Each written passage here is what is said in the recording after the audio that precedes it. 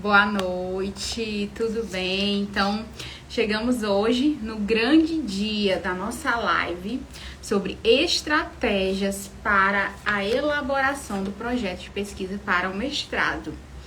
Então, se você está se preparando, conhece alguém que está se preparando, tá certo?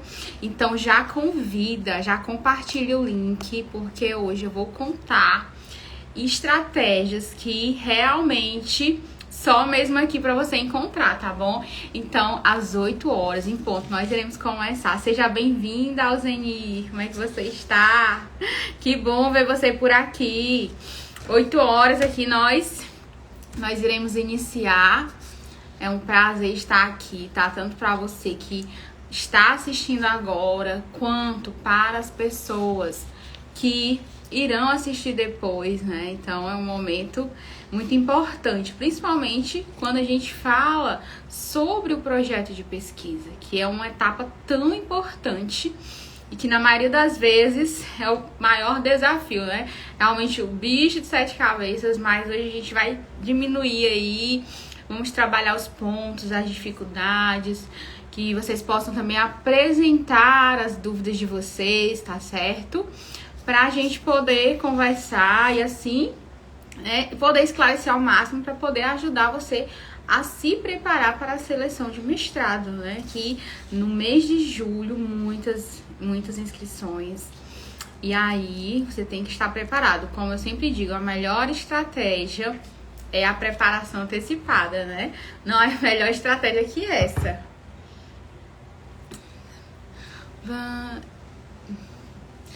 Esperando aqui alguns minutinhos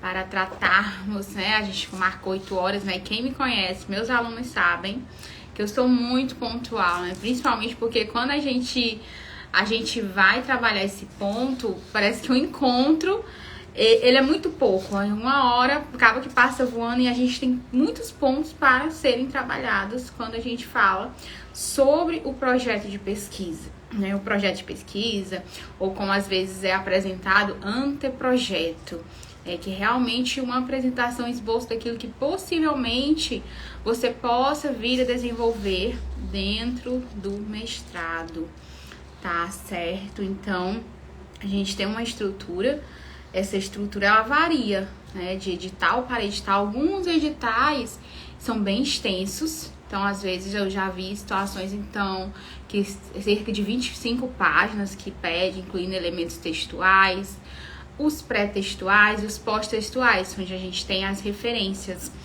Então, e outros programas, o projeto de pesquisa, ele é apenas 3 páginas. Então, acaba que para mim, eu penso que, às vezes, é até mais difícil quando um projeto, ele é muito curto, porque você tem pouco tempo, pouco espaço para poder convencer a banca. E aí, quando você tem um projeto mais extenso, acaba que facilita, porque você tem mais tempo para poder fazer esse convencimento do comitê avaliador. Então, há isso, né? Que cada edital, ele tem uma especificidade. Então, o que se aplica a um edital, você precisa ter cuidado para não usar ele como base para construir o seu projeto de pesquisa para concorrer a outro edital. Porque cada edital é único, ele tem critérios específicos de avaliação, ele tem uma estrutura própria. E aí você precisa se atentar a isso quando for construir. Por exemplo, nós temos editais que pedem cronograma, outros não. E isso também já é uma diferença significativa, porque se você não obedecer à estrutura, isso pode levar à reprovação. Eu tenho visto, eu sempre gosto de analisar editais anteriores, principalmente das minhas mentorandas. Eu sempre vejo as versões anteriores, os resultados, até mesmo porque a gente vê, né, às vezes nós temos 50 inscritos. Aí, às vezes, a pessoa já começa com um receio. Nossa, quantos inscritos? A concorrência vai ser muito alta. A maioria fica na inscrição e, às vezes, o motivo da reprovação é justamente porque o projeto, ele não obedece à estrutura. tá? Então, é um ponto que leva à reprovação, você não atender a estrutura. Então, se o projeto de pesquisa, ele tem uma estrutura onde nós temos capa, a contracapa, alguns colocam contracapa, resumo, que para alguns é até estranho, eu vou colocar resumo em um projeto de pesquisa, alguns pedem, tá? E aí, isso você tem que seguir rigorosamente ao que pediu. Se dentro do seu edital a estrutura para o projeto de pesquisa ela nomeia a seção de referencial teórico como base teórica, fundamentação teórica, tente utilizar os mesmos termos. Então a aprovação, eu costumo dizer que ela está nos detalhes. Então, desde essas pequenas coisas, às vezes são termos, não, mas aqui está a base teórica, mas eu gosto de usar referencial teórico ou revisão de literatura. Use da forma que o edital pede, tá certo? Então, algumas considerações básicas, assim, e que fazem toda a diferença. E cada vez mais eu defendo que a aprovação está nos detalhes. Então, você fez um projeto incrível, você fez um projeto maravilhoso, mas você, às vezes, não colocou na ABNT. E aí, isso pode reprovar você, tá? Então, hoje, eu trago essa proposta, né, de nós trabalharmos sobre o projeto de pesquisa. Então, eu queria aqui saber, para os participantes, né, nós temos aqui, as pessoas ainda costumam entrar, né, aquela questão que vão deixando entrar para depois. Se você já tem o projeto de pesquisa, como foi escrever o projeto de pesquisa, né, porque a gente já viveu isso. Então, na graduação, aí depois a gente vai para a especialização e acaba que aquilo que a gente constrói, ele é como uma base, sim, para um projeto de pesquisa, porque no projeto a gente tem a introdução, a gente tem que construir uma metodologia, que é um dos pontos centrais, né, um coração de um projeto. Então, a todo momento a gente é confrontado com esse processo de escrita. Mas o projeto de pesquisa, onde nós iremos ser avaliados, e às vezes essa avaliação, esse julgamento, ele é muito particular. Há um comitê que ele não conhece você, até mesmo que é um dos critérios. E ainda quando você há a indicação de um orientador, mas é necessário ter esse afastamento. Então, eu vou começar aqui a trabalhar alguns pontos, e aí vocês quero saber se já pegaram um caderno. Já anota aí, tá? Porque aqui são informações valiosas que só as minhas mentorandas têm acesso, né? Não é, Rafaela? Então, aqui são informações realmente que é parte de quê? De um levantamento, de um estudo de vários editais de diferentes áreas e que a gente observa pontos em comum. Pontos que muitas vezes eles levam à reprovação. Então, vamos lá. Primeiro, vamos pontuar o seguinte. Alguns editais têm projeto de pesquisa. Outros não têm projeto de pesquisa, tá bom? Porque às vezes você... mas o edital da minha colega não tem projeto de pesquisa. Ok, não tem, tudo bem. Mas aí a gente, quando temos um projeto de pesquisa, o primeiro ponto, vamos esquecer que a gente já tem um projeto na gaveta. Então, não, eu vou me candidatar ao edital, eu vou usar o meu TCC. Calma, não é por aí. Porque antes de você construir, você iniciar o seu projeto de pesquisa, a primeira coisa que você precisa fazer, primeiro, analisou o edital, certo? Eu sei, tem essa linha de pesquisa, dentro dessa linha de pesquisa eu tenho esses orientadores. O edital, ele pede a indicação de um orientador. Então, ainda que você conheça, às vezes, algum professor, tem aquela afinidade, então, o que você deve fazer? Estudou o edital, tá? Realmente estudar o edital, porque, vamos lembrar, que eu sempre defendo, a inscrição é a primeira etapa, e ela já deixa muita gente pelo caminho. Então, depois de você estudar o edital, você se identificou com determinada linha de pesquisa e se lá apresenta a linha de pesquisa, mas não traz a definição, vá à página do programa. Conheça o programa. Porque você vai construir um projeto que precisa estar dentro de uma área de concentração do programa, vinculada a uma linha de pesquisa onde estão sendo desenvolvidos projetos. E dentro dessa linha de pesquisa nós temos orientadores. Então, ainda que você tenha afinidade por algum orientador que às vezes você já conhece, foi aluno especial, não construa, não escolha baseado às vezes na impulsividade. Estude, realmente analise o currículo dos orientadores da linha de pesquisa, um por um, para que realmente você consiga se identificar com o que ele está trabalhando. Porque às vezes há aquela pressa, não, eu vou passar no mestrado, eu tenho que passar, então primeiro que aparecer o que tiver mais vagas, eu vou me candidatar. Não é por esse caminho. Você vai passar 2 anos trabalhando com esse tema, trabalhando com esse possível orientador, trabalhando com essa linha de pesquisa. Então você precisa já pensar assim, eu vou entrar, eu vou passar. E se eu passar, eu vou executar esse projeto aqui. Eu gosto desse tema ou eu estou fazendo algo simplesmente para entrar nesse programa? Então você tem que pensar, já que você foi aprovado, passou, então já pensar na execução desse projeto. Então, por isso que é necessário ter certa identificação com aquele tema, ter afinidade com aquela temática, porque é algo que no processo de seleção vai requerer muito estudo de você. Você vai precisar estudar sobre teóricos, você vai precisar se aproximar das publicações do seu possível orientador. Você vai ter que estudar para construir a contextualização do seu projeto de pesquisa. Então, se for um tema que você não tem a menor identificação, você não tem a menor afinidade, então já há uma barreira que você irá construir porque você não vai ter a motivação para se aprofundar, para conhecer mais sobre aquele tema. Então, um dos primeiros pontos, analise o edital, estude o currículo dos orientadores e ao escolher, procure se identificar com a temática, algo que você realmente se veja trabalhando a longo prazo. Então, é um primeiro ponto sobre o tema. Escolha algo que você se identifique. Veja algo que você irá trabalhar a longo prazo. Então, outro ponto, eu costumo dividir. Então, eu vou seguir na construção do projeto de pesquisa a estrutura geral.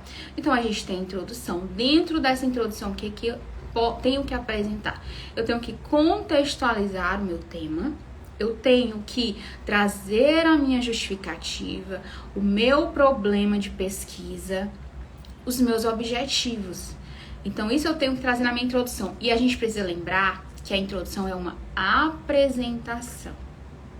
Então, você pense o seguinte, que você pegou um trabalho e você leu aquela introdução. É a apresentação. Então, ela precisa estar coerente. Você precisa já chamar a atenção naquela introdução. Então, dependendo da sua área, é o momento de você trazer algum teórico clássico, de você trazer ali o seu orientador, o seu possível orientador. Porque o que eu vejo, um dos erros que as pessoas cometem, escrever o projeto de pesquisa, vinculado a uma área, dentro de uma linha de pesquisa com possível orientador, mas não cita nenhum autor do programa. Então, um dos pontos chaves de um projeto de pesquisa para a seleção de mestrado é você articular a sua proposta com o que está sendo desenvolvido. Inclusive, algumas vezes, esse é um ponto que é cobrado, ou seja, pede para que a sua proposta seja articulada com os projetos em desenvolvimento. É por isso que eu recomendo que você estude os orientadores do programa, porque é como se o seu projeto ele traz uma continuidade do que está sendo desenvolvido. Então, é um ponto que a gente precisa já trazer. Então, na sua justificativa, alinhe ela, mostre de que forma ela está inserida dentro daquela linha de pesquisa. Traga contribuições quando você for listar que vá ao encontro dos objetivos do programa. Então, a todo momento, você precisa retomar o quê? O programa. Você está se candidatando a um programa específico. E aí, você precisa conhecer esse programa porque a sua proposta precisa estar alinhada aos objetivos dele. Então, a introdução é a apresentação, a justificativa precisa estar alinhada aos objetivos do programa, objetivos bem definidos. E outro ponto, a gente precisa lembrar que é uma proposta para a seleção, estamos aqui trabalhando mestrado. Vamos lembrar, o mestrado tem 2 anos. Então, a sua proposta, o seu projeto, ele precisa ser passiva de execução para esse período. Porque às vezes há essa preocupação, não, eu tenho que trazer algo complexo. Estudos querem propor estudos muito complexos, mas aí você tem que ver se esse projeto ele é viável para o período de um mestrado. E qual é o período do mestrado? O mestrado ele tem 24 meses, sendo que nesse período você tem que cumprir as disciplinas obrigatórias e também temos as disciplinas optativas. Acaba que é necessário você pagar elas para você conseguir atender a quantidade de créditos necessário. Então você tem que pensar isso, eu vou fazer um projeto para o mestrado tem 2 anos, então o que eu estou propondo, eu vou conseguir executar dentro desse período, porque é o momento, o que você está propondo no seu projeto, você vai ser confrontado lá na frente. Quando? Na arguição, na entrevista ou na apresentação do seu projeto. Então é algo que você precisa pensar nisso, até mesmo porque alguns já pedem um cronograma, tá? Então, quanto aos objetivos, o que eu recomendo? Pensando justamente nessa parte da execução. Objetivos. Objetivo geral, tá bom? E objetivos específicos, 2 e no máximo 3. Por quê? Os objetivos é como se eles fossem degraus para se atingir o quê? O objetivo geral. Então, quando a gente propõe um objetivo geral, é como se a gente fragmentasse ele em etapas. E essas etapas são apresentadas onde? Nos objetivos específicos. Então, às vezes eu já vi, né, que coloca 3, 4, até 5 objetivos específicos no caso, lá no projeto. Mas aí você tem que ver se é viável tudo isso, se realmente necessário, se essas etapas que são fragmentadas nos objetivos específicos, elas tem que depois elas serem detalhadas através de quê? Da sua metodologia. Então, se realmente esse projeto ele carece de 5 objetivos específicos, então é a hora de você rever o que você está propondo. Se por aqui, então veja se é possível de desenvolver naquele período. O problema de pesquisa. Então a gente observa, a todo momento a gente tem que se voltar para onde? Para o programa. Por isso que uma base, construir um projeto, ler um edital sem conhecer o programa, já é um grande erro que leva a maioria das vezes à reprovação. Porque a todo momento você precisa lembrar disso. Qual é a minha linha de pesquisa? É uma coisa que você precisa ter na memória. Memoriza a definição da sua linha de pesquisa. Se o seu edital não apresenta, você precisa ver lá o que contempla, porque o seu projeto ele precisa estar contemplado dentro daquela linha de pesquisa, que é o que vai nortear toda a construção do seu projeto. E aí eu trago nesse momento a questão do problema de pesquisa, o tão famoso problema de pesquisa. E essa semana mesmo, eu conversando com a pessoa, e a gente foi analisar o projeto dela. E eu perguntei, sim, mas me conta, para você construir esse projeto, o que foi que você fez? Não, eu aproveitei do meu TCC. Ok, nós conseguimos identificar aquela temática dentro de uma da linha de pesquisa. Só que uma das coisas que ao ler, o que eu de imediato eu senti falta. Eu não consigo ver o programa. Eu não consigo ver os objetivos do programa atendidos dentro do seu projeto. Aí a pessoa falou, não, é porque realmente eu não cheguei a ver o site do programa. Aí as pessoas vão lá no site, baixam o edital e esquece que existe um site. Não. E principalmente porque muitas pessoas às vezes têm dúvida até quanto ao funcionamento. Então, tudo isso vai ser necessário para que você pense depois a sua metodologia, você pense o seu cronograma, todas essas etapas.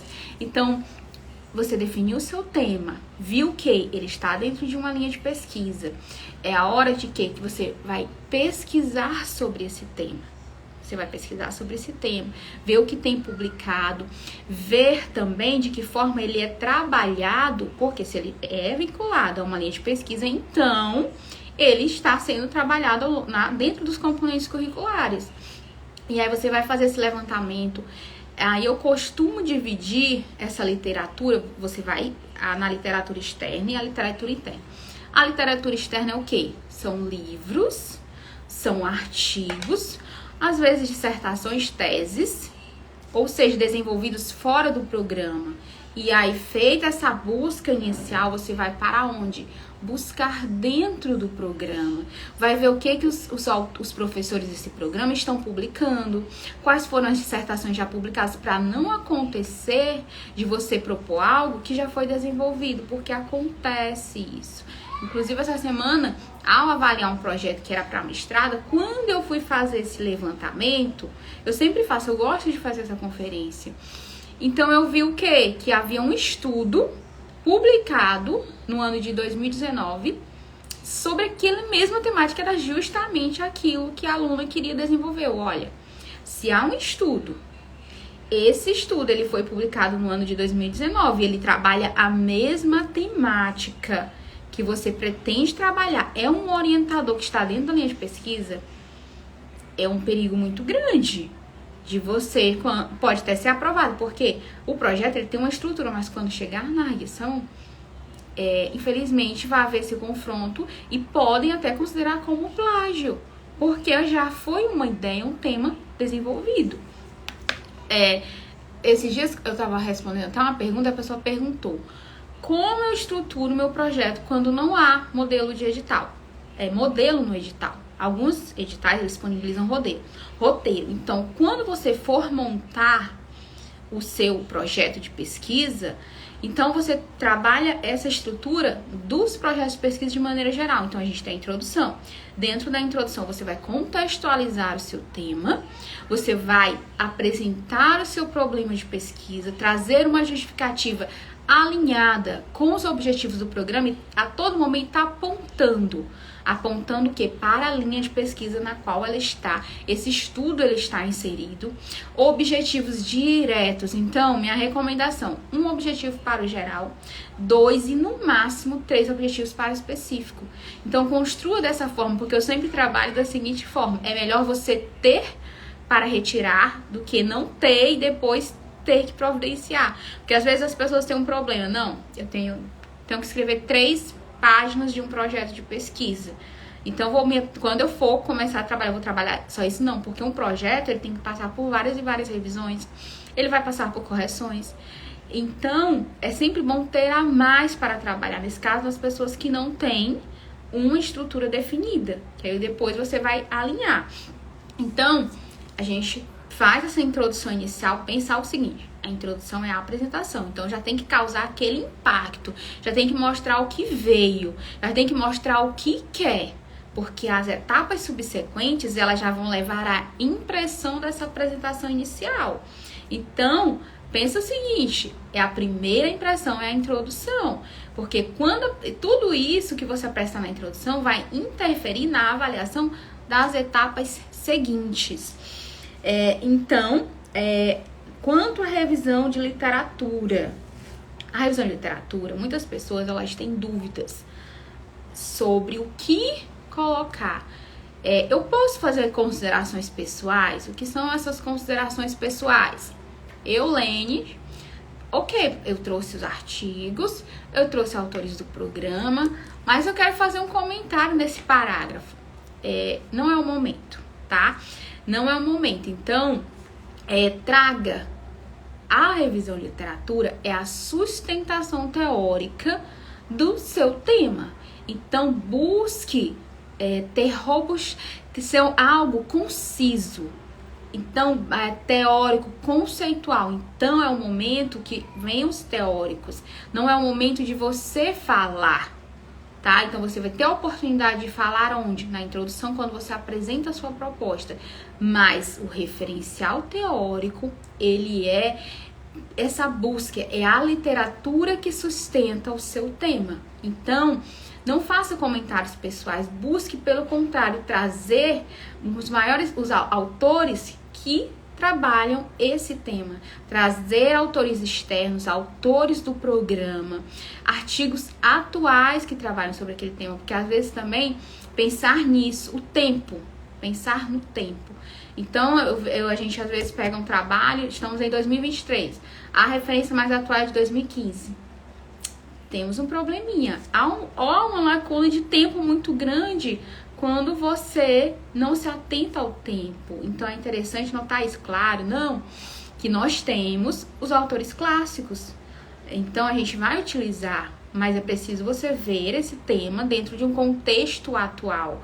E esse contexto atual precisa trazer onde? Os últimos 5 anos, o que está sendo publicado. E principalmente quando você estuda o que está sendo publicado pelos orientadores, que é para você alinhar, então, ver as publicações recentes. E que há, porque dependendo do tempo do programa, para que você traga isso, a atualização da teoria que você está trazendo através dos últimos anos. Então, 2015, 2011. Então, você tem que pontuar quanto a isso. Reveja o seu projeto, as referências que você está utilizando, quais são as bases de dados que você vai utilizar, se elas são confiáveis, qual é o tipo de referência que você está trazendo. É um artigo? Como que esse artigo foi escrito? Porque quando chegar no momento da arguição, que eles te questionarem acerca de determinado autor e você dizer de onde você trouxe ele, aí isso, dependendo, se for uma publicação séria, isso vai ser benéfico para você, mas se não for, então você também tem que avaliar qual é o tipo de publicação que você está trazendo para a sua revisão de literatura. Então, a revisão de literatura, de maneira geral, pensar da seguinte forma, é onde eu estou sustentando o meu argumento, e esse argumento ele precisa estar sustentado teoricamente. Então, eu vou trazer autores clássicos, mas eu preciso trazer referências atuais, certo? Preciso trazer autores externos, também os autores internos, o que os orientadores, os professores desse programa estão publicando. E não é o momento de você falar, tá? É o momento de você mostrar a teoria que está por trás da escolha do seu tema. Então, um outro ponto é quanto à metodologia. A metodologia, às vezes, é um dos maiores problemas que eu identifico quanto à construção de um projeto de pesquisa. Mas a gente tem que pensar o seguinte, o que define o método, o tipo de estudo? São os seus objetivos. Então, você precisa ver o que você realmente está querendo, porque isso vai se materializar aonde? Na metodologia. Então, se você propõe um estudo de avaliação, se você propõe um estudo de análise, então o verbo que você coloca no objetivo, ele diz muito sobre o que se espera em uma metodologia, quanto ao tipo de estudo. E aí é necessário você se atentar quanto a isso. O que eu estou propondo enquanto problema de pesquisa, quais foram os objetivos que eu trouxe, e então isso se materializa na metodologia, que não foge a um padrão. Você precisa dizer o que na metodologia? Você precisa dizer qual é o tipo de estudo, qual o autor que você utiliza referência para construir essa sua metodologia. Então, você apresenta o local que será realizado e traz argumentos, traz informações que tragam certo respaldo para a escolha desse seu local de pesquisa. Você traz, então, com quem será realizado. Se o seu estudo ele é um estudo com seres humanos, você precisa caracterizar essas pessoas, caracterizar esses indivíduos, dizer quais são os critérios de inclusão, quais são os critérios de exclusão, com base em que você selecionou esse público para a sua pesquisa. Você precisa dar informações. A metodologia é algo que, se você tiver espaço, seja detalhista. Quanto mais informações você trouxer na sua metodologia, melhor para quem está lendo, porque a pessoa, ela consegue visualizar a execução daquele projeto, consegue visualizar a execução daquele trabalho na prática. Porque, Lene, mas o meu projeto ele não, é só para defesa, depois vai ser esquecido. Mas e se ele for executado? Então não se comprometa com, às vezes, uma metodologia tão complexa que você não vai conseguir realizar ou você até mesmo não entenda. Você precisa entender o que você está propondo, ter o entendimento de como funciona todo o procedimento, porque é um dos pontos que mais é apontado na arguição. Eles querem saber se você realmente conhece o método. Inclusive, uma das perguntas que se traz na arguição são as suas experiências anteriores com esse método. Então, Márcia, você já trabalhou com método quantitativo, Márcia? Você já trabalhou com esse tipo de análise de dados? E aí, o que você vai dizer? Então, se for possível que você consiga alinhar com as suas experiências anteriores, mostrando que você tem experiência, que você consegue desenvolver esse estudo, perfeito. Mas se você não tem, coloque-se disposto o quê? A aprender, tá? E traga argumentos que possam sustentar a escolha desse método, para que você possa mostrar o seguinte: olha, eu não tenho experiência com esse método. No meu TCC eu trabalhei isso, mas eu estudei, eu sei quais são os teóricos que trabalham esse método, qual é a forma de análise, estou disposta a aprender, a buscar outros meios e me aprofundar. Tá? Então, porque a gente já não pode se excluir, não. Eu nunca trabalhei com esse método, então esse meu estudo, meu professor só trabalha com isso. Então, o que eu faço aqui? Porque outro ponto.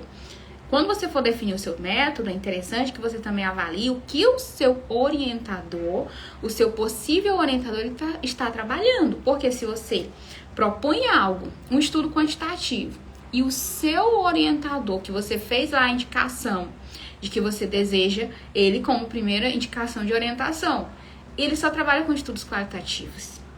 Já há um confronto e isso vai prejudicar. Lembra o seguinte, já anota isso. A aprovação está nos detalhes.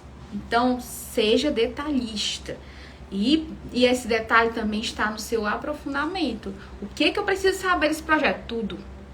Tudo. Você precisa saber tudo, porque a arguição ela é muito subjetiva, hein? A gente nunca sabe o que eles irão perguntar.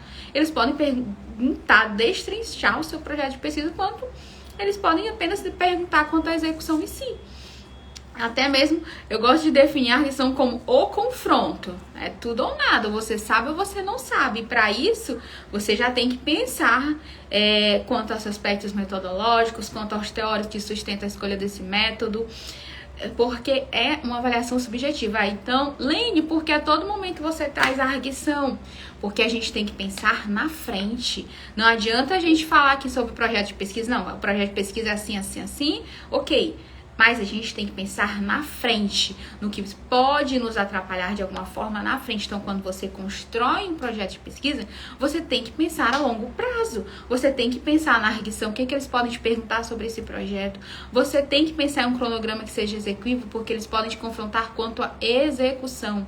Então, a construção do seu projeto, ela também se baseia pelo que está na frente, pela arguição, pela execução desse projeto. Então, por isso que você tem que pensar em algo que seja possível de ser executado.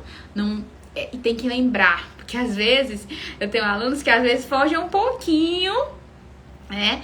E aí eu trago de volta, olha, é um projeto para mestrado. Vamos aqui, pega o edital, o que está pedindo nesse projeto? Então é isso que a gente vai buscar. Porque às vezes a gente tende a fugir pensando que tem que ser algo complexo, sendo que a gente tem que pensar no tempo. A gente tem 2 anos, certo? Então a gente tem que construir algo para ser executado dentro de 2 anos. Então, métodos tão complexos tem que verificar, será que é possível de ser executado? Será que isso não pode te prejudicar? Então, a metodologia, alguns editais, eles pedem também que isso seja descrito onde? No cronograma. Então, na metodologia de maneira geral, você traz esse método. Se você traz o seu cenário de pesquisa, traz os sujeitos desse estudo, ou seja, com quem será realizado. Você descreve o procedimento de coleta de dados, quais são os possíveis instrumentos que serão utilizados, qual é a forma de análise de dados e se você irá trabalhar com seres humanos, você precisa descrever os procedimentos éticos. Então, isso é um item indispensável.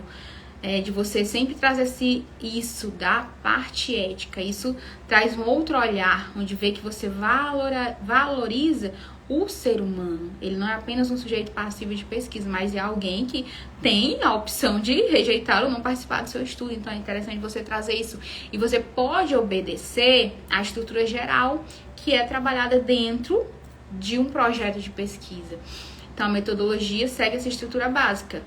A definição do método, do cenário de estudo, dos sujeitos da pesquisa, do procedimento de coleta, da análise de dados e os procedimentos éticos. Então, você pode construir dessa forma. O que pode variar nas informações que você vai apresentar é quanto à estrutura. Alguns, eles trazem esse detalhamento, mas outros não. Até mesmo já é uma forma de avaliação. Será que esse candidato, ele conhece os elementos necessários para a construção de uma metodologia? E também dentro da sua metodologia é interessante que, havendo a indicação de um orientador, que você vá em busca dos projetos desenvolvidos por esse orientador. Então é muito tranquilo de você encontrar isso. Então, se você já pretende se candidatar para um programa, hoje, quando terminar essa live aqui, você vai lá nesse programa, busque os projetos anteriores, busque as dissertações. E se você já tem um orientador em mente, veja o que ele está orientando. Se esse projeto já foi qualificado, tente ter acesso a isso, tá? Então, é um trabalho, às vezes é questão do mestrado, de investigação. Porque você vai chegar diante de uma banca, se você não tiver o conhecimento do programa, os objetivos do programa, quais são os componentes curriculares, quais são os autores, e isso você pode ter tirado um 10 no projeto. Mas se você não estiver preparado para esse momento, pode comprometer toda a sua candidatura. Porque tudo isso, a construção de um projeto de pesquisa, passa pelo conhecimento de um programa, passa por um estudo prévio daquele programa, do que ele estuda, qual é a área, qual é a linha de pesquisa, o que os orientadores estão trabalhando. Alene, mas o meu projeto, eles não pedem indicação de orientador. Então, vá estudar a linha de pesquisa e veja quais são os orientadores que trabalham dentro daqueles temas, tá? Então, não pode fugir quanto a isso, até mesmo. Um outro ponto, eu estive com uma das minhas alunas, eu faço junto com elas. Não, olha, você vai escolher o seu orientador, tá bom? Mas aí quando a gente conversa, dependendo do que ela pretende trabalhar, que eu vejo essa identificação, então a gente eu também faço essa análise, pra gente poder fazer esse confronto e chegar a um ponto em comum, para que realmente a gente saiba que aquilo que a gente vai desenvolver consegue se alinhar, se relacionar com o que está sendo desenvolvido. Como se muitas vezes é como se fosse uma continuidade do que o programa já está desenvolvendo. Então, por isso que às vezes a gente tem que ter esse cuidado para não fugir a um padrão. O que o programa desenvolve? Não, mas eu quero desenvolver isso. Então, talvez seja o ponto de você ver se você realmente se enquadra dentro desse programa, tá? Então, um outro ponto dentro do projeto de pesquisa, que às vezes é pedido. Eu sempre coloco isso. Cada edital é único. Então, um edital, ele segue um padrão, ele segue um roteiro. Alguns, eles talvez não vão te disponibilizar um roteiro. Então, você segue uma estrutura de um projeto de pesquisa. Mas, é quanto ao cronograma. E você tem que pensar. Tudo caminha, é uma linha. O meu problema, aí eu defino os meus objetivos precisam se materializar na minha metodologia que estará detalhada, e essa metodologia, cada uma dessas etapas, eu preciso trazer para o meu cronograma. Então, preciso trazer para o meu cronograma, se há envolvimento com seres humanos, eu preciso colocar lá dentro do meu cronograma a submissão na plataforma Brasil, o acompanhamento no período que se estende fica em avaliação, a coleta de dados, a análise, a redação desse trabalho. E também dentro do cronograma, a gente pensa o seguinte: esse meu projeto, ele é uma versão preliminar. Por quê? Ele vai passar por uma banca e a banca, então, aprovou. Quando você passa no mestrado, que você vai ter a indicação de orientador, quem realmente será o seu orientador, você vai conversar para realmente definir qual será o seu tema de estudo. E a partir daí se inicia todo o seu caminho que vai se refletir onde? Na construção do seu cronograma. Então eu gosto de colocar isso, né? Definição do objeto de pesquisa, porque ele só acontece depois dessa conversa. A gente não vai passar e pensando assim, não, vou trabalhar com isso porque o meu projeto foi aprovado.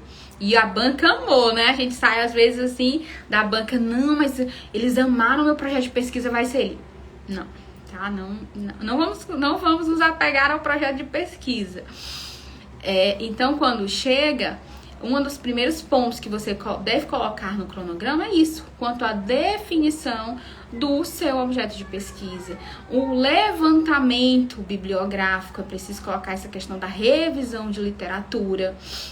E esses pontos que você ainda irá tratar com o seu orientador, que corresponde a um projeto de pesquisa. Então, esse procedimento de submissão na plataforma, a coleta de dados, o período de análise de dados, colocar essas informações, detalhar dentro do cronograma e levando em consideração o quê? O período do mestrado. Qual é o período? 24 meses. E a atenção que às vezes é muito negligenciado é a estética. Então, tente montar um cronograma organizado, padronizado, que siga realmente o que a norma pede. Veja quais são as normas que o programa adota, se é a ABNT, para colocar. E até mesmo um dos pontos é que, às vezes, alguns editais eles não colocam qual é a norma adotada. Então, você pode buscar no programa qual é a norma adotada, ver os projetos que estão sendo desenvolvidos, qual é o padrão que ele segue, porque norma ABNT, gente, reprova projeto de pesquisa. Eu já vi isso. Aqui a gente não tem como colocar, mas eu posso trazer depois e mostrar para você, gente. ABNT, se o projeto não estiver formatado, ele vai reprovar, porque é uma impressão estética também. Então, o avaliador pega o seu projeto de pesquisa. Então, se ele está fora do padrão, automaticamente ele é eliminado. Porque se há um roteiro, às vezes eles colocam lá, olha, o projeto tem que ser na norma BNT. Então, você tem que padronizar o seu projeto quanto à estrutura geral, quanto às seções, espaçamento, margem, tipo de fonte, as referências, porque reprova. Entendeu? Então, é algo que precisa ser construído junto com o seu projeto. A formatação. Não negligencie, mais uma vez, a aprovação está nos detalhes. Então, a formatação, ela importa e a formatação, ela reprova. Eu sei que muita gente tem aversão à BNT. É que, pelo menos a maioria dos editais que eu já analisei para diferentes áreas, eles adotam a BNT e muitas vezes as pessoas têm uma certa aversão. Mas é isso, se é o que o edital diz, então é isso que você vai adotar. E ser rigoroso quanto a essa formatação, não deixar a formatação para a última hora. Então vá utilizando o autor, já vai colocando a referência ao final para não acontecer de você construir todo um projeto. E aí, quando finaliza, é que vai buscar referência. E aí, acontece de não encontrar, porque depende do formato de salvamento. Então, tem todos esses pontos, todo esse processo de construção, que ele parte de um estudo inicial, que é do seu orientador, da linha de pesquisa que você pretende se inserir, e vai até o final com a ABNT. Porque podem verificar, tá? Eu sempre coloco isso, verifiquem. A ABNT, um projeto fora do padrão, não estiver formatado, as referências faltarem, isso tudo pode prejudicar a sua candidatura, levar a sua eliminação até mesmo no ato da inscrição, porque há um primeiro filtro que verifica se você atende ao padrão, atende a esse roteiro. E se você não atender, você já pode ser eliminado. E a ABNT é um desses pontos, que vai depender de programa para programa. E caso haja algum erro, isso pode prejudicar o que na sua nota. E nota é importante, nota. Por quê?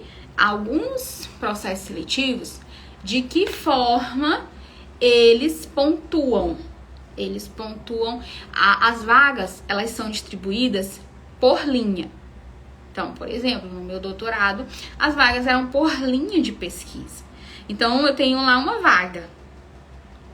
Então, menor ponto que seja, pode te colocar em segundo lugar e você é aprovado, mas você não é classificado, ou seja, classificado dentro daquelas vagas. Então, todo ponto importa. E a gente, às vezes, não precisa não pode se apoiar na questão de que, eu tirei 10 na primeira etapa. Mas e a arguição? E o segundo momento? Que você, na arguição, você precisa o quê? Ir levar o seu projeto de pesquisa, porque na maioria das vezes eles vão questionar quanto ao método, quanto à teoria, para realmente confrontar-se ao domínio da sua parte sobre tudo que está por trás desse projeto. É ali um confronto, você sabe ou você não sabe. E aí por isso você tem que estar ciente de cada uma das escolhas que você apresenta no seu projeto, dos objetivos que você coloca, do problema de pesquisa que você levantou, dos autores que você colocou na revisão de literatura. Então tudo isso é importante, tudo isso vai interferir na sua avaliação, tá? Então, de maneira geral, cada um desses pontos eu garanto pra vocês que ele daria uma live para cada um, né? Tema, objetivo, problema, metodologia, acho que daria um curso só de metodologia para projetos de pesquisa, né? E justamente nesse sentido que eu trouxe isso. Eu havia falado anteriormente sobre as etapas. E o projeto de pesquisa, muitas vezes, ele é o coração de uma seleção de mestrado. E aí a gente precisa se atentar quanto a isso. E outro ponto, se for possível, peça para outra pessoa revisar o seu projeto. O que acontece? A gente fica cansado. A gente fica tão familiarizado com aquele texto que acaba que muitas vezes passam erros ortográficos, passam erros de concordância. Por quê? Porque você já está tão familiarizado que isso já se torna imperceptível para você. E sempre quando uma outra pessoa olha, ela tem uma outra visão, aquela impressão. E essa impressão, essa primeira impressão que você busca na banca, tá? Então, é um ponto muito importante. Então, construir seu projeto de pesquisa, peça para alguém revisar, tá bom? E sempre construa o seu projeto de pesquisa comparando edital, o que o edital pede e o que o seu projeto atende. Até mesmo quando eu vou estruturar o roteiro junto com as minhas mentorandas, a gente coloca, então, o que o edital pede? Vamos trazer aqui para realmente chegar ao final a gente revisar. O projeto atende ao que é pedido? Já vamos pensar em recurso, porque se você tiver essa convicção de que o que você está construindo está dentro do que está sendo avaliado, então siga em frente, né? Sem essa preocupação, tá? E outro ponto que acontece muito no projeto de pesquisa, há essa dificuldade para a escrita. Então, muitas pessoas, quando elas vão iniciar o mestrado, elas já estão há muito tempo afastadas da academia. A minha sugestão é que você inicie aos poucos. Por isso que eu defendo, e que uma das melhores maneiras de você se preparar para o mestrado é começando antecipadamente. Por quê? Para que você tenha esse tempo para se adaptar a esse ritmo, porque o processo seletivo para o mestrado, ele é um processo longo, tá? Ele é um processo longo, ele requer uma preparação, ele requer muita leitura. Se houver um projeto de pesquisa e uma prova discursiva, então você vai ter que ler muito, você vai ter que estudar muito. Então, quanto antes você começar a sua preparação, melhor, porque você vai conseguir indo aos poucos. E essas vezes, esse tanto de estudo, ele não vai te levar o que a desistir. Então eu digo assim para as minhas alunas, olha, começa de pouquinho, tá? Então primeiro faz esse reconhecimento do material, né? Faz uma seleção prévia, faz o reconhecimento e aí depois você inicia realmente o seu estudo. Para quê? Para não se impactar. Meu Deus, é muita coisa, eu não vou conseguir. Comece aos poucos, se discipline e coloque como meta 10 minutos todo dia, 10 minutos para você ler, 10 minutos para você ir ali estudando, tá? Então, quando a gente fala, é uma das melhores estratégias é começar antecipadamente, é isso, porque isso pode muitas vezes também atrapalhar o seu psicológico. E uma seleção de mestrado também ela envolve muito psicológico, principalmente a arguição, né? Que às vezes a pessoa prefere fazer uma prova discursiva do que ser confrontada ali com a banca. Então, há toda essa preparação, né? Também do tempo, do aspecto psicológico, né? De você se submeter a essa candidatura. E essa adaptação quando você está há muito tempo afastado, tá? Então, eu trouxe aqui, né, alguns pontos, né, centrais, né, da preparação de um projeto de pesquisa, que, como eu digo, para cada um desses pontos daria, né, uma aula exclusiva, mas eu tentei trazer, né, esses pontos objetivos. E aí eu queria, a gente que tem aqui algumas pessoas, eu queria que vocês colocassem as dúvidas de vocês aqui. Então, para que eu possa ajudar vocês aqui dessa forma, como eu falei, a live ela não irá ficar salva, tá? Realmente. Mas depois eu tenho uma surpresa depois para trazer para vocês. E aqui até a Aline comentou, né? Que ser aluno especial ajuda muito nesses casos. Então, se você pretende ingressar numa seleção, se você tem tempo para poder participar, é muito importante isso. Até mesmo para você se familiarizar com aquele meio. Porque o que acontece? Quando sai um edital, a pessoa já pergunta, é presencial? É EAD? Será que eu consigo? Eu não tenho tempo? Já cria muitas barreiras. E que essas barreiras, elas são superadas aonde? Quando você conhece o programa. Conhece a fundo, não apenas lá um site, mas você entra. Até mesmo no meu doutorado, tinha uma aluna especial em uma das disciplinas que ela queria fazer a candidatura para o mestrado. Se eu não me engano, ela tinha feito, não tinha sido aprovado. E ela queria ser orientada pela professora na disciplina e ela estava participando. Porque é um momento também que você tem acesso a materiais, você se aproxima daquele orientador, você conhece os teóricos, que foi justamente isso que ela fez. Ela era aluna especial porque ela queria, quando houvesse o processo seletivo, se candidatar. E isso também, dependendo, você pode inclusive aproveitar aquela disciplina para quando você for aprovado, você aplicar, né? E já não precisar pagar a disciplina, porque você já pagou. Então, às vezes você pode ficar ali como ouvinte, outras você pode realmente participar por poder ter essa declaração e depois, quando for aprovado, poder colocar. Olha só, como aqui a Beatriz comentou, né? Fazer uma disciplina com possível orientador. Gente, isso é excelente. Tem muita gente. É porque a gente acaba que a gente não fala muito. Porque uma das principais barreiras que as pessoas colocam, às vezes, é o tempo. Mas, quando há disponibilidade, isso é uma ótima estratégia, uma ótima ferramenta. E também, eu acredito que isso também motiva a pessoa de estar naquele meio. A minha turma, pelo menos, era muito acolhedora, então você participa, você tem a oportunidade de estudar, de se aprofundar, tá? Então, se você já tem um programa definido, acompanhe, porque abrem editais para seleção de aluno especial. E também tem outros meios, tá? Que também é possível. Aí aqui a Beatriz também comentou: comecei a me preparar com 1 ano de antecedência e consegui a aprovação no final do ano. Olha que perfeito, olha que exemplo, gente. Já anota essa estratégia aí. Aí passar pelo processo com tranquilidade é a estratégia perfeita. Excelente, Beatriz. Então é isso. Aqui a gente não fala, não, começar a se preparar antecipadamente a melhor estratégia. Gente, é o melhor, porque o que acontece? Imprevistos. E parece que quando você vai fazer a seleção, tudo conspira contra.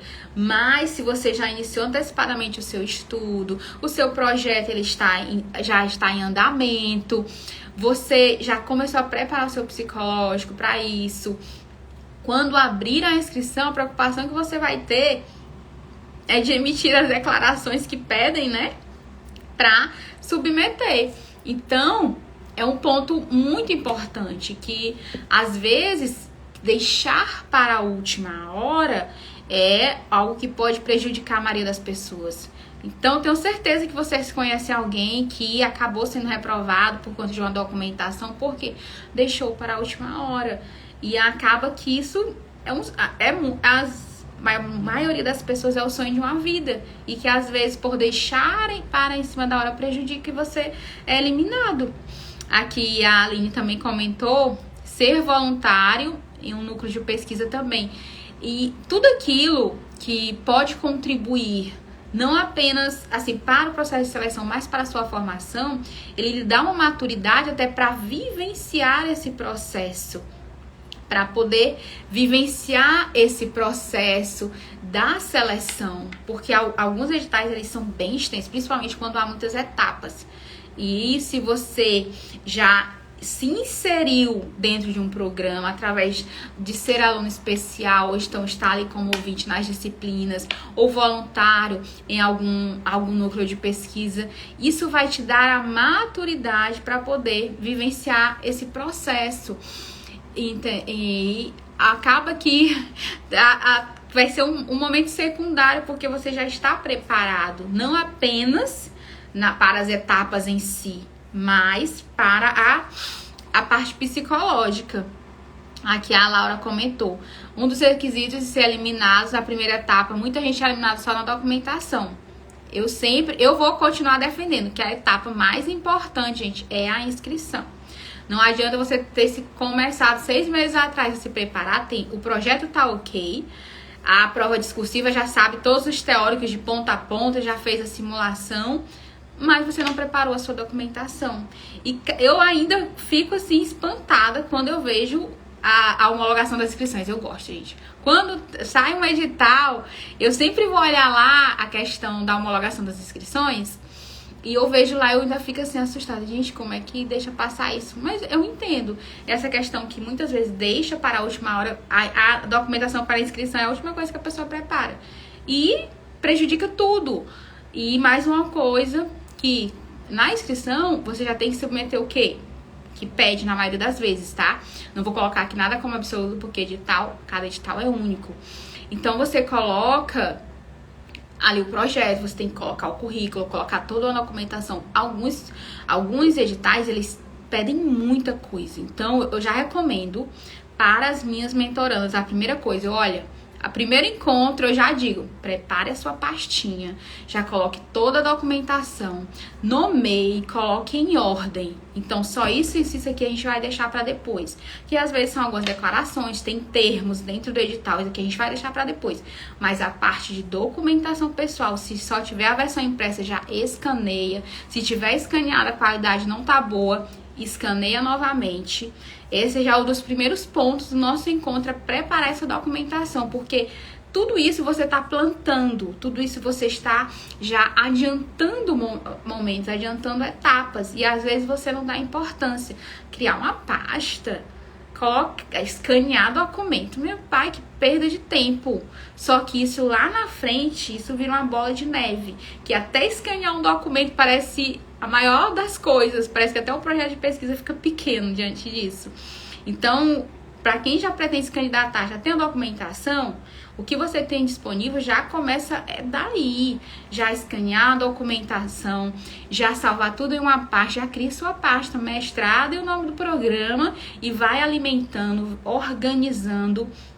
Porque às vezes até um erro, você salva um documento e se o nome estiver errado, porque eles já pedem, às vezes, que já vá nomeado, que traga o seu nome, o tamanho, depois você tem que anexar, fazer a junção desses documentos. Então são detalhes que fazem toda a diferença, e que se você estiver ali sobrecarregada, tiver feito essa preparação na última hora, tudo isso vira a gota d'água, né, para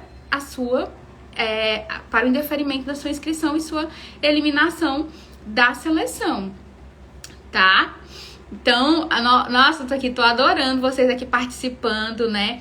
Pessoas aqui muito experientes, só pode ter certeza que quem tá comentando aqui é porque já viveu, já conhece e que a gente vivencia isso diariamente, às vezes dos relatos, eu vejo às vezes em comentários. Outro dia até alguém se queixando que a inscrição tinha sido indeferida por conta do projeto, que estava fora da formatação ABNT. Então, assim, gente, nós temos um edital, nós temos que seguir o edital. Se o edital diz que é isso, faça isso. Não vamos discutir com o edital. É assim, seja fiel ao edital. O edital diz isso, faça isso. Não discuta, entendeu? Porque é muito difícil, às vezes, você reverter esse processo de indeferimento de inscrição. E isso tudo tá dentro do projeto de pesquisa, porque o projeto de pesquisa ele já vai no ato da inscrição. Aqui a Beatriz, é verdade que a aprovação está nos detalhes. Comemore cada coisinha que você conseguir fazer. Cada passo dado rumo à aprovação. É isso aí, gente. Eu digo assim, primeira coisa, já entra com o pensamento, eu vou passar, certo? E outra coisa, gente, que eu acho que isso vale muito. Quem disser que é difícil, já se afasta, já bloqueia até ser aprovado, tá? Porque essas pessoas, elas trazem uma energia negativa tão grande que eu adotei isso pra minha vida. Gente pessimista, eu já quero longe. Então, já mentaliza assim, eu vou passar. Eu vou passar no mestrado, eu vou me preparar, já tô acompanhando a Lene, já assisti a live, agora que eu tô preparada mesmo, e eu vou passar, é isso, gente. Já mentaliza, eu vou entrar no mestrado. Daqui a pouco eu já vou estar pensando, como é que eu tô pensando? Minha gente, que tanta coisa. Mas é isso aí. Então, não desanime aqui. Se tem alguém que tá assistindo agora ou vai assistir depois, que já foi reprovado, olha, isso não define você, tá? Isso não define você, não define a qualidade do seu projeto de pesquisa, não define você enquanto pessoa. Apenas foi uma situação, não era o momento. Então, tente novamente. E se você realmente deseja o mestrado, tente quantas vezes for necessário, tá? Então, se tem alguém que diz que é difícil, que você não vai conseguir, que só passa quem tem alguém lá dentro, esquece essa pessoa e foca o quê? Em se preparar, em estudar, tá? Em construir realmente um candidato que atenda ao que eles pedem, que é o que eles querem. Eles querem alguém que faça projeto de pesquisa. Que outra coisa que eu sempre digo é que a gente precisa esquecer aquela história. Não, eu vou passar, depois eu aprendo a fazer uma pesquisa. O seu projeto é justamente esse filtro. Porque eu já trago o seguinte, porque algumas pessoas têm esse pensamento. É o seguinte, de que eles querem alguém, justamente quando traz o projeto, alguém que consiga atender a esse roteiro básico. Porque a gente já pensa, num TCC já é difícil, imagina um mestrado. Então, também a gente tem que construir essa autonomia até mesmo dentro da candidatura, né? Então, de se adquirir essa maturidade. Aqui a Beatriz, é difícil mesmo, o negócio é enfrentar. Se fosse fácil, todo mundo faria. E muita gente sonha e tá adiando. Eu vou deixar pro próximo ano, eu vou terminar isso, eu vou terminar aquilo. Gente, eu digo assim, é mais fácil quem não tem tempo passar do que quem tem. Entendeu? Porque realmente é esse 1%, né? Que realmente se prepare e se coloca. Se eu não passar, eu vou fazer de novo. E se eu não passar, eu vou fazer de novo e não tô nem aí. Pra quem vai dizer que eu não passei, porque eu vou passar. Aqui a Márcia comentou, né? Eu particularmente já sofri isso na pele. Não ler a exigência de cada item do edital, já fui seletivada até a segunda etapa. E meu projeto não tinha nada a ver com a linha de pesquisa. Falta de tempo e orientação.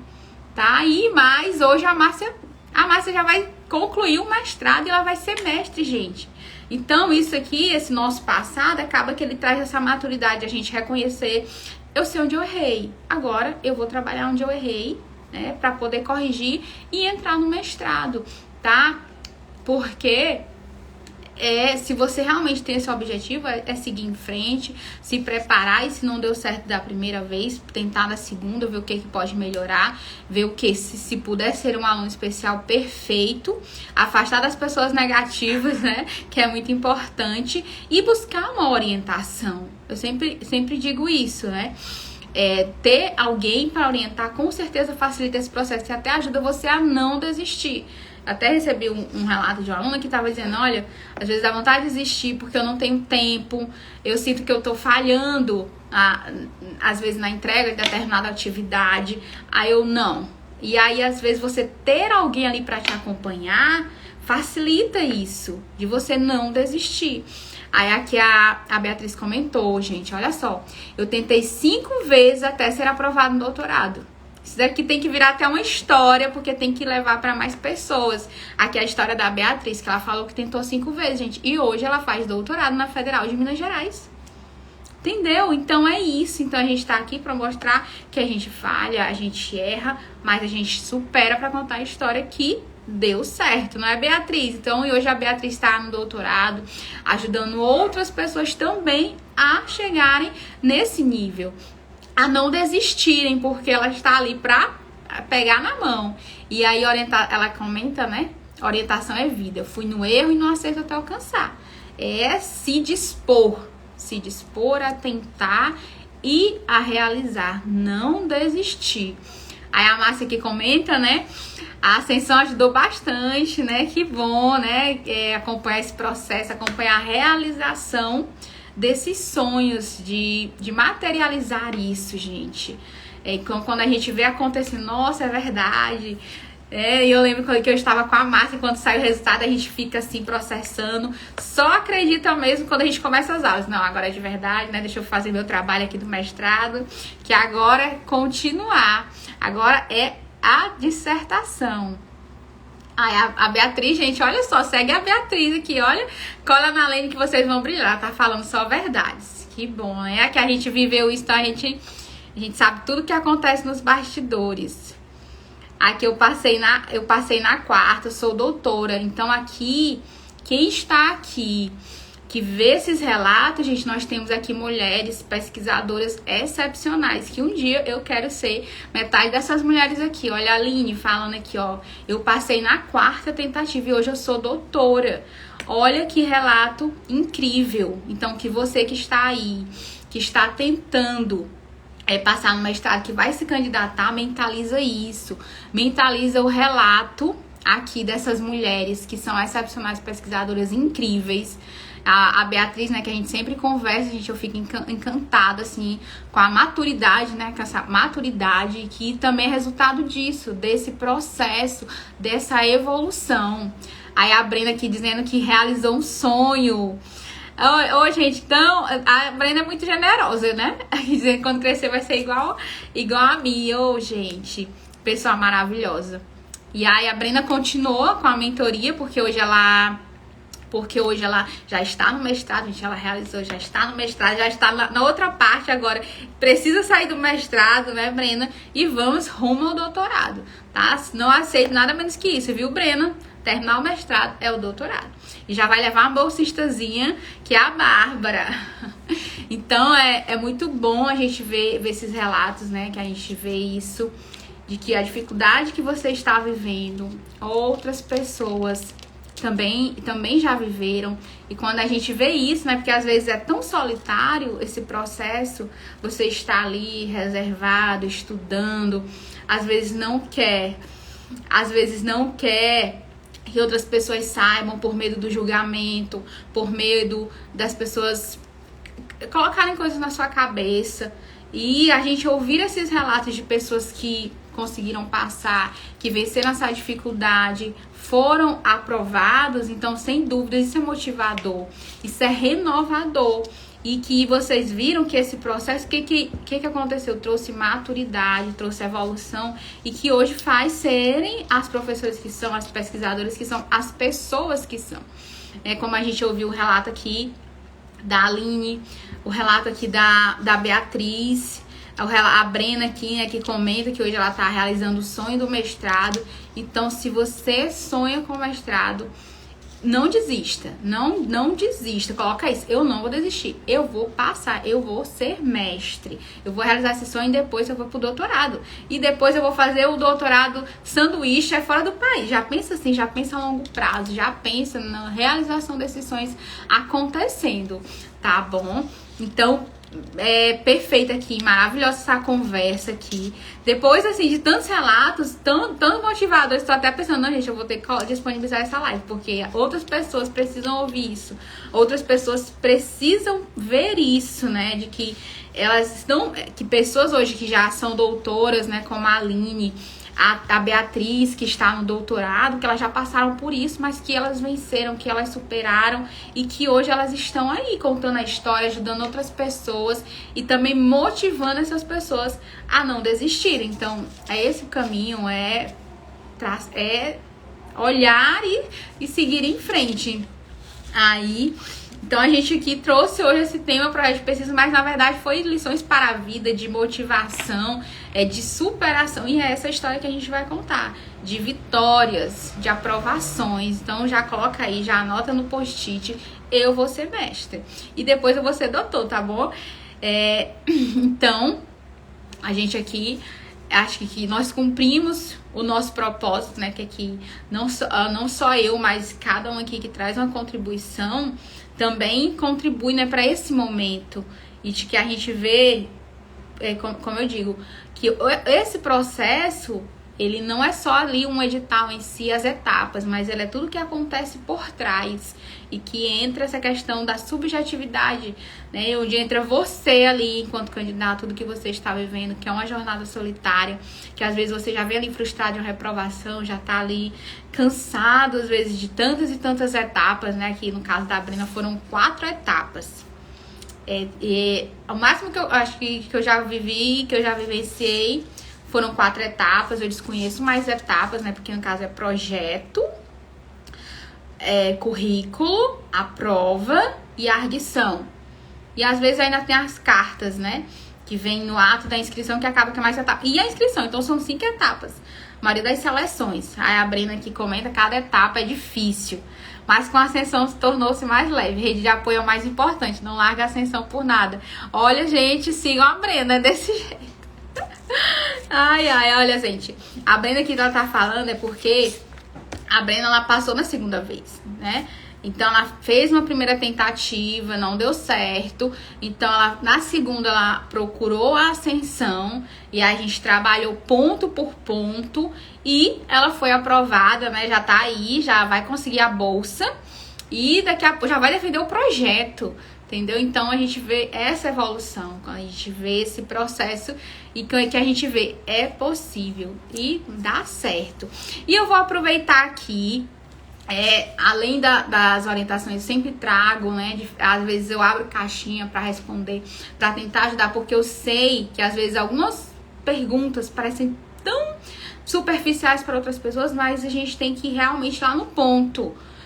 Às vezes que começa lá desde a documentação para inscrição. A atenção ao cronograma para não perder os prazos, porque acontece muito da perda dos prazos. E falar para vocês que justamente pensando nessas dificuldades que eu elaborei o guia da aprovação no mestrado e doutorado, que é justamente pensando em cada uma dessas etapas, que partiu de quê? De uma análise de vários editais para várias áreas, e que realmente lá eu trouxe isso. O que é pontuado, o que é avaliado, e os bônus que tem lá dentro, ele traz justamente isso, para que você possa construir e atender ao que é pedido. E isso...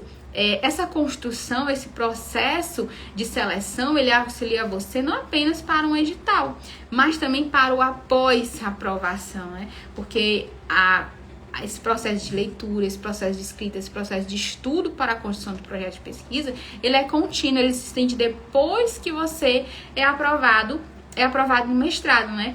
Inclusive, é um dos bônus, né, Brena, para as minhas mentorandas que eu dou, porque olha só, a gente parte isso da essência, da base. Então, a base está aí desde a construção do projeto de pesquisa. Depois a gente avança para as outras etapas, sempre solidificando o quê? A base. Se a base não estiver bem estruturada, prejudica todo o restante, que digamos esse processo, a casa em si, que resulta o quê? Com a aprovação no mestrado. Eu até disponibilizei e vou colocar aqui depois para vocês, se vocês, para quem tem dificuldade, não sabe por onde começar, não tem orientação, então lá você tem a oportunidade, porque inclusive eu dou suporte Então, se você tem dúvidas, você pode estar ali perguntando. E eu pessoalmente vou responder, tá certo? Então, depois eu vou colocar o link. E eu vou aproveitar aqui, gente, pra fazer... Que eu falei, né, que ia contar uma surpresa. Então, cada vez mais estão chegando pessoas aqui. E o mês de julho, eu já até falei, vai abrir muitos editais, muitas vagas. E eu já até falei aqui que as vagas não estão sendo preenchidas para o mestrado. Eu vou até trazer o edital aqui da minha universidade, que é a Federal do Ceará, para mostrar para vocês, gente. Linhas de pesquisa com 3 vagas, uma pessoa aprovada. Onde está o erro? Não é a instituição que está muito rigorosa, é o edital. Onde está o erro? Então, hoje a seleção do mestrado da UFC são 4 etapas. Começa pela prova, começa pela inscrição. Aí a gente tem a prova, projeto, arguição e currículo.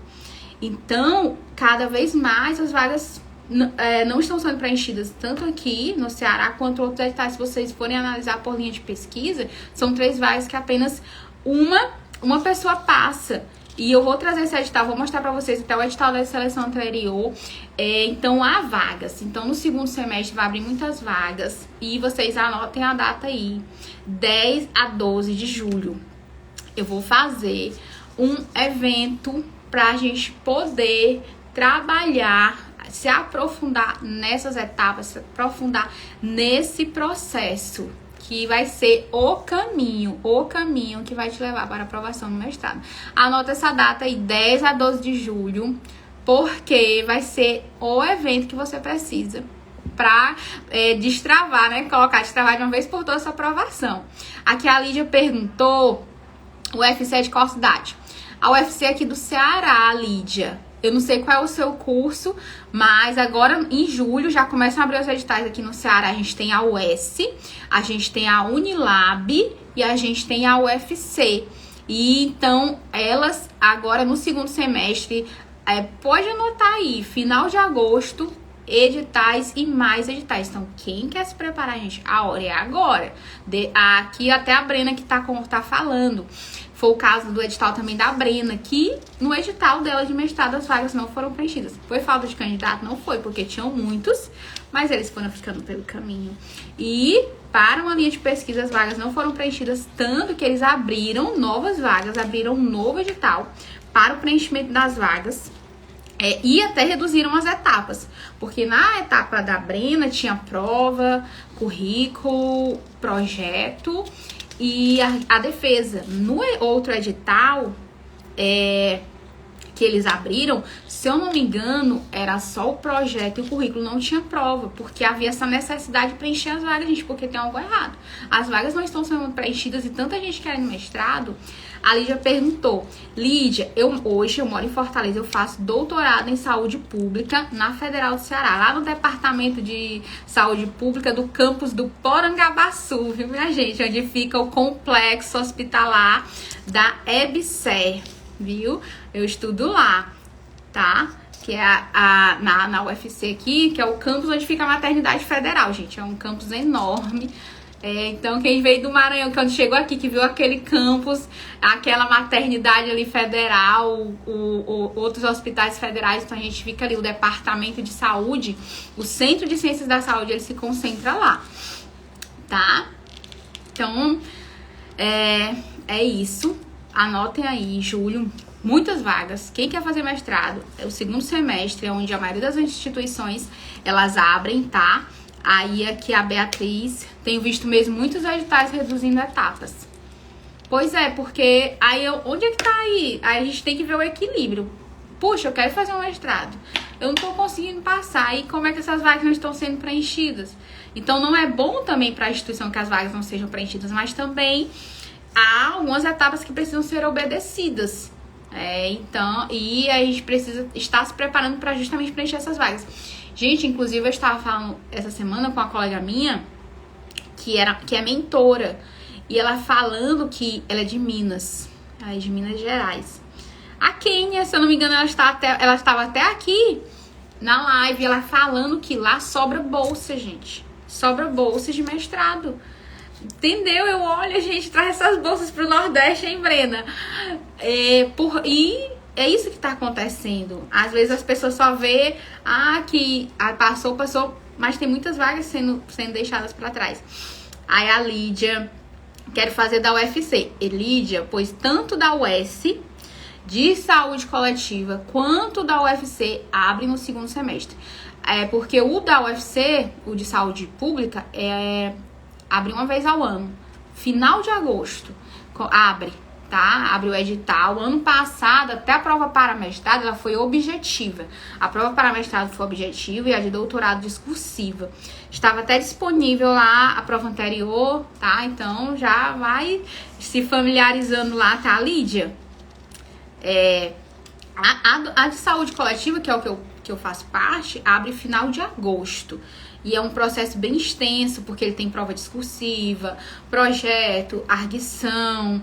Aí eles sempre até disponibilizam, né, para os alunos que querem ajudar no processo, na prova. Eu acho que esse ano eu vou lá acompanhar esse processo de perto, da realização das provas.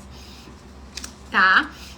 Então é isso, gente. Há vagas para mestrado, elas estão ficando, e bolsas também. E olha só, aí tem muitas pessoas que acabam que adiam, porque estão trabalhando. Só que hoje, a bolsa para mestrado, ela, se eu não me engano, ela tá mais de 2.000, né? Alguém aí me confirma. Eu não lembro quanto é que tá a bolsa para mestrado, mas algumas vezes a bolsa para mestrado, ela acaba que é superior ao salário da pessoa na CLT. Entendeu? Então, é um ponto também para pensar, que é um investimento onde você vai estar estudando e vai estar sendo remunerado para poder estudar, se qualificar, tá? E para quem trabalha também tem a possibilidade de fazer o mestrado profissional, que é voltado realmente para quem trabalha. Até o formato, ele é diferenciado, até o da Márcia, que estava aqui, eu não sei se ela ainda tá aqui, ele é um mestrado profissional em saúde da mulher e da criança aqui da UFC. Entendeu? Tem muitos mestrados, cada vez estão abrindo mais mestrados direcionados para profissionais da saúde. Lídia, eu não sei te informar, mas depois você pode me mandar um direct que eu verifico, a gente pode olhar, tá bom? De ciências da saúde, perfeito. Tá? Aí você pode mandar um direct que aí a gente pode olhar, pode ver quando é que abre, qual é o período. Muitos editais também, eles abrem em setembro, tá? E aí você tem que ver qual é o regime de abertura das vagas. Então, já se familiarizar quais são as etapas, já ir se preparando. E rumo ao mestrado. E já espero você, tá, Lídia? No evento de 10 a 12 de julho, que vão ser 3 dias, gente, falando sobre as etapas, sobre todo esse processo, sobre os bastidores, né, do processo seletivo, tá bom? Então aqui foi um encontro perfeito. Aqui a gente teve muitas contribuições de professoras excepcionais, que também são mentoras acadêmicas, que eu admiro muito o trabalho, que estão aqui. E eu só quero agradecer por vocês estarem aqui, tá bom? De quem participou aqui, contar a história, então, que superou, que passou, que não desistiu. E é essa história que cada um aqui de vocês que pensam de fazer um mestrado tem que contar. Não desistam, não desanimem, para um pouquinho, né, para pegar fôlego e segue em frente, tá bom? Então, só lembrando aqui, que depois eu vou colocar, tá bom? 10 a 12 de julho, já anota essa data aí, porque vai ser um evento somente voltado para mestrado que vai fazer aqui. Vai ser feito por aqui. Olha, gente, a Beatriz aqui confirmou. Bolsa de mestrado, R$2.100. E a de doutorado, R$3.100, gente. Eu acho que é melhor ir atrás de um mestrado do que trabalhar, né? Trabalhar, assim, eu digo que às vezes a pessoa deixa de buscar o mestrado porque está trabalhando, só que ganha muito menos. E no mestrado você vai trabalhar, gente, tá? Vai trabalhar muito, vai estudar muito, vai ter muita dor de cabeça, mas você vai estar sendo remunerada para se qualificar cada vez mais, tá certo? Então é isso, só agradecer pela presença de vocês, viu? Maravilhosas contribuições aqui, muito obrigada, Beatriz, aqui a Aline, E aqui, né, que são minhas colegas, né, de mentoria que estão aqui contribuindo, contando a história, que é a Brena, a Márcia, que também foram minhas alunas, né? A Brena segue no processo, a Márcia já está concluindo, já vai ser oficialmente mestre em saúde da criança e saúde da mulher e da criança pela Universidade Federal do Ceará, que também do Ceará, a Brena pela Federal do Maranhão. E é isso aí, hoje a Laura aqui também, né, que comentou que hoje também está pela Federal do Piauí. E é isso aí, gente, é o Brasil inteiro, que a gente tem gente do Brasil inteiro, é de Minas, a gente tem de Minas, do Maranhão, de São Paulo. E perfeito esse encontro, né, oportunidades que o virtual traz. Então, só agradecer pela presença de vocês, tá certo? E até a próxima, muito obrigada por tudo. Boa noite.